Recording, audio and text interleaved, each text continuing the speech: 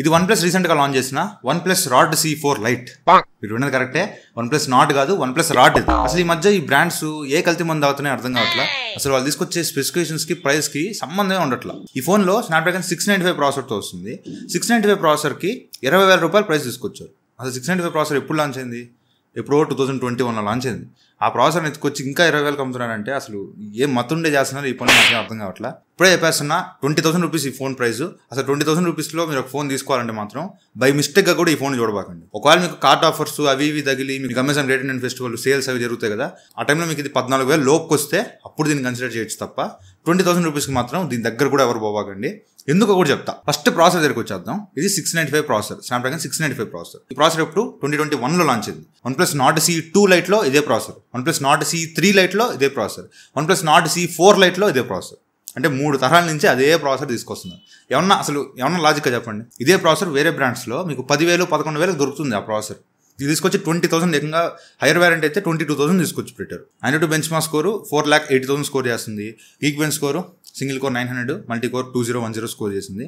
And CPU throttle test ఇంచుమించు 90% throttle అయింది. ఈ స్కోర్స్ అనేవి 20,000 ప్రైస్ రేంజ్ అయితే కాదు. దీనిలో BGMI మీరు స్మూత్ అల్ట్రా వర్క్ ఆడుకోవచ్చు, లేదంటే HD హై వర్క్ ఆడుకోవచ్చు. HDR సపోర్ట్ లేదు. గేమింగ్ పర్ఫార్మెన్స్ ఆ ప్రైస్లో వర్స్ట్కే వర్స్ట్ ఉంటుంది. అసలు మీరు ఆడలేరన్నమాట గేమ్స్ ఆ ప్రైస్లో, వేస్ట్ బాగాలేదు.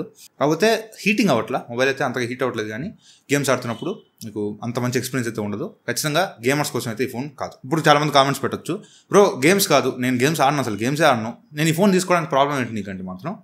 ప్రాసెసర్ అనేది చాలా చెత్త ప్రాసెసర్. Snapdragon 695 ప్రాసెసర్ అనేది వెరీ బడ్జెట్లోకి వచ్చేసింది. 10,000 11,000 రూపాయల దగ్గర కొనే ప్రాసెసర్ని మీరు 20,000 ఎలా పెడతారు? అలా పెట్టడం వల్ల మీకు గేమింగ్ ఒక్కటే ఎఫెక్ట్ అవ్వదు, మీకు డిస్ప్లే కాడి నుంచి కెమెరాస్ కానీ బ్యాటరీస్ కానీ ఎవ్రీథింగ్ మీకు ఎఫెక్ట్ అవుద్ది. ఎలాగో మీకు చెప్తాను క్లియర్గా. ఫస్ట్ డిస్ప్లే దగ్గరకు వచ్చేద్దాం. ఇది 6.67 inches full HD plus AMOLED డిస్ప్లేతో వస్తుంది. 120Hz రిఫ్రెష్ రేట్ సపోర్ట్ చేస్తుంది. ఇదే ప్రైస్లో దీనికి కాంపిటేటర్ అయిన iQ Z9లో సేమ్ డిస్ప్లే ఉంటుంది. Full HD display, AMOLED display, 120Hz refresh rate support. But దానిలో మీరు యూట్యూబ్లో 4K వీడియోస్ చూడగలరు, దీనిలో చూడలేరు. దీనిలో ఓన్లీ 1080p వరకు మాత్రమే వీడియోస్ చూడొచ్చు. ఎందుకలా? ఎందుకంటే దీనికి సపోర్ట్ లేదు, ఈ ప్రాసెసర్ సపోర్ట్ చేయదు. 4K స్ట్రీమింగ్ ఈ ప్రాసెసర్ సపోర్ట్ చేయదు. సో అందువల్ల మీరు దీనిలో 4K వీడియోస్ చూడలేరు. అండ్ దానిలో iQ Z9లో మీరు HDR వీడియోస్ చూసుకోవచ్చు, దీనిలో చూడలేరు. ఎందుకు చూడలేరు అంటే దీనిలో HDR సపోర్ట్ లేదు. సో ఇలా ప్రాసెసర్ అనేది మీ డిస్ప్లేని కూడా ఎఫెక్ట్ చేస్తుంది. మంచి డిస్ప్లే, మంచి ప్యానల్ ఇది. కాకపోతే ఎందుకు మీరు ఇవన్నీ చూడలేరంటే ప్రాసెసర్ సపోర్ట్ ఉండదు కాబట్టి. కాకపోతే అమెజాన్ ప్రైమ్, నెట్ఫ్లిక్స్ మీరు HD క్వాలిటీలో చూడొచ్చు. పీక్ బ్రైట్నెస్ వీళ్ళు చెప్తుంది 1200 nits అంటున్నారు పీక్ బ్రైట్నెస్. నేను చెక్ చేసినప్పుడు ఇంచుమించు 1100 nits దాకా వచ్చింది. ఓకే, ఇండోర్లో మాత్రం డిస్ప్లే బ్రైట్నెస్ సరిపోద్ది, కానీ అవుట్డోర్లో నాకు ఇంకొంచెం ఎక్కువ ఇచ్చింటే బాగుంది అనిపించింది. అండ్ స్టీరియో స్పీకర్స్తో వస్తుంది. డాల్బీ అట్మాస్ సపోర్ట్ అయితే ఉండదు. సౌండ్ క్వాలిటీ బాగానే ఉంది, కానీ డిస్ప్లే కూడా బాగానే ఉంది. యాక్చువల్లీ డిస్ప్లే మంచి డిస్ప్లే. కాకపోతే ఎందుకు డిసప్పాయింట్ అయిందంటే మాత్రం ఈ ప్రాసెసర్ సపోర్ట్ చేయదు కాబట్టి మీరు 4K వీడియోస్ చూడలేరు, HDR వీడియోస్ చూడలేరు. నార్మల్ 1080p వీడియోస్ మాత్రమే మీరు దీనిలో చూడగలరు. సో దీనివల్ల డిస్ప్లే కూడా బాగా ఎఫెక్ట్ అయింది. ప్రాసెసర్లో డిస్ప్లే బాగా ఎఫెక్ట్ అయింది. పర్ఫార్మెన్స్ కూడా బాగా ఎఫెక్ట్ అయింది. నేను చెప్పినట్టు గేమింగ్ ఆడలేరు ఈ ఫోన్లో. జనరల్ యూసేజ్కి ఓకే, నో ప్రాబ్లం. బట్ 2-3 ఏళ్ళ తర్వాత మీరు ఈ ఫోన్ లాగలేరు అనమాట. మ్యాక్స్ ఒక 2 years దాకా రావచ్చు. And next cameras. Back side 2 కెమెరాలు ఉన్నాయి. 50 megapixel main camera, Sony LYT 600 సెన్సార్తో వస్తుంది. అండ్ 2 మెగాపిక్సెల్ డెప్త్ సెన్సార్తో వస్తుంది. ఫ్రంట్ 16 మెగాపిక్సెల్ కెమెరా ఉంటుంది. సరే, బ్యాక్ కెమెరా మెయిన్ ఏంటి? Sony LYT 600 sensor. ఇదే సెన్సార్ మీకు OnePlus Nord C4లో కూడా ఉంటుంది. ఇది 4 Lite, Nord C4 Lite. ఇది Nord C4లో కూడా సేమ్ సెన్సార్. మరి దానిలో ఫోటోస్ అద్భుతంగా వస్తాయి. దీనిలో ఎందుకు ఇంత చెత్తగా వస్తాయి? చూడండి, ఇక్కడ స్క్రీన్ మీద ఫోటోస్ చూడొచ్చు. ఫోటోస్ అయితే డేలైట్ కండిషన్లో ఓకే, లైటింగ్ బాగున్నప్పుడు మీకు ఫోటోస్ అయితే బాగానే వస్తున్నాయి. అండ్ పోర్ట్రేట్ షాట్స్ కూడా లైటింగ్ ఉన్నప్పుడు ఓకే బాగానే వస్తున్నాయి. కానీ జూమ్ చేస్తే మీకు ఎడ్జ్ డిటెక్షన్ అంతా పోయి ఉంటుంది. ఎడ్జ్ డిటెక్షన్ అంత నీట్గా లేదు. అండ్ వీడియో మ్యాక్సిమం ఇది 1080p 30 FPS మాత్రమే సపోర్ట్ చేస్తుంది. అసలేంటిది 20,000 దగ్గర మనకి రిమైనింగ్ ఫోన్స్లో 4K సపోర్టింగ్ ఉంది. 4Kలో వీడియోస్ రికార్డ్ చేసుకోవచ్చు. స్టెబిలైజేషన్ కూడా ఉంది వాటిలో, వేరే ఫోన్స్లో. దీనిలో ఎందుకు లేదు?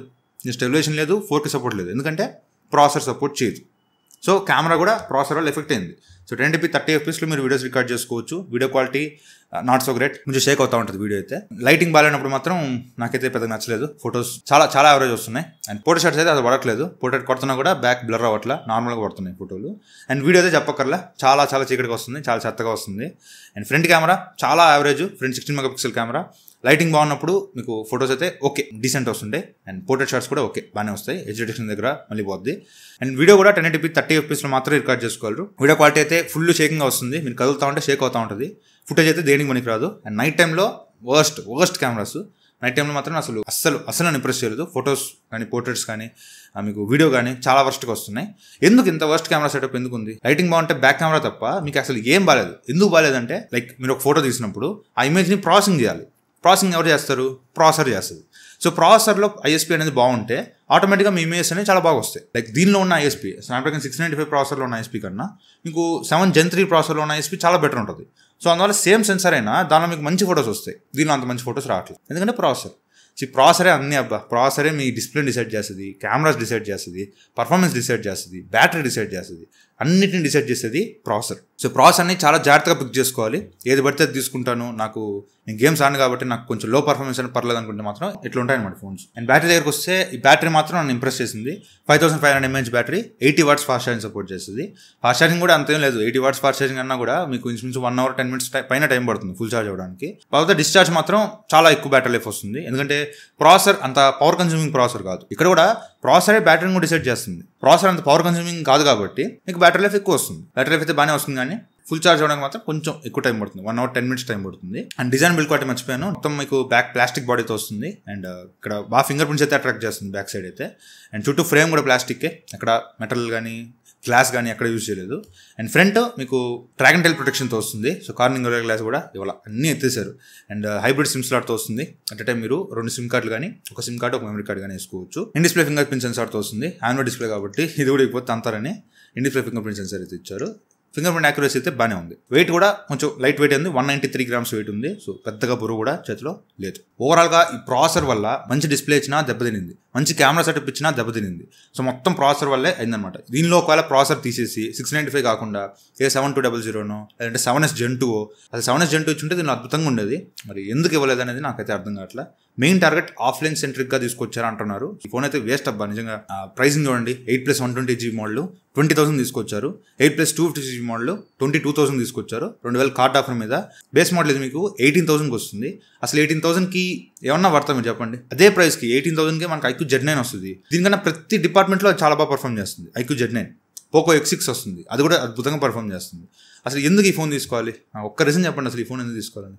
OnePlus బ్రాండ్ వాల్యూ అనేది పక్కన పెడితే ఈ ఫోన్ ఎందుకు తీసుకోవాలి, అసలు ఎందుకు లాంచ్ చేశారు నాకు అర్థం కాల. ఈ ఫోన్ మాత్రం స్ట్రైట్ అవే స్కిప్ చేసేయండి. 20,000 దగ్గరే కాదు, 18,000 దగ్గర కూడా ఈ ఫోన్ స్కిప్ చేయడం మంచిది. ఈ ఫోన్ ఒకవేళ మీకు అమెజాన్ గ్రేట్ ఇండియన్ ఫెస్టివల్ సేల్లో, అంటే అక్టోబర్లో సేల్ ఉంటుంది కదా, ఆ సేల్లో ఈ ఫోన్ మీకు బిలో 15,000కి వస్తే మాత్రం ఈ ఫోన్ కన్సిడర్ చేయొచ్చు. అంతకుమించి ఈ ఫోన్కి మీరు ప్రైస్ పెట్టాల్సిన అవసరం అయితే లేదు. స్ట్రైట్ వర్డిక్ నో, ఈ ఫోన్ అయితే మీరు కొనవాకండి, పక్కన పెట్టేసేయండి. సో ఇది వాటి వీడియో అయితే. ఈ వీడియో నచ్చితే లైక్ చేయండి, షేర్ చేయండి, కామెంట్ చేయండి, ఛానల్ సబ్స్క్రైబ్ చేసి మాత్రం మర్చిపోకండి. థ్యాంక్ యూ ఫ్రెండ్స్, బాయ్, జై హింద్.